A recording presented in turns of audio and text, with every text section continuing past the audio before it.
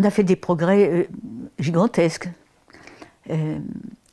Malheureusement, je crains que les jeunes filles, notamment les très jeunes, se prennent au miroir aux alouettes, s'imaginent, parce que les réformes ont eu lieu, que tout est acquis, ce qui n'est pas le cas.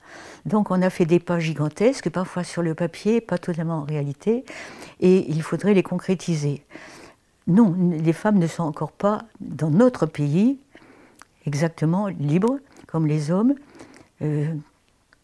Demander à une femme de rentrer de nuit à 2 h du matin dans un parking, en arrêtant sa voiture dans un parking, dans un quartier de mauvaise réputation et avec ensuite du chemin à parcourir dans la nuit. Elle n'appréciera pas beaucoup. Beaucoup de femmes ont toujours peur. La rue, comme on dit, maintenant c'est devenu un leitmotiv. Il faut que les femmes se réapproprient la rue. Mais rien que ça.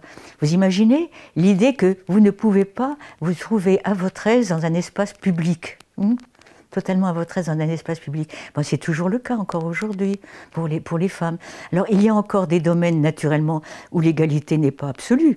L'égalité dans les promotions dans l'usine, dans les entreprises industrielles, les entreprises administratives, dans la fonction publique, partout, c'est très très rarement des femmes. Enfin, la proportion féminine dans ces postes-là est extrêmement faible.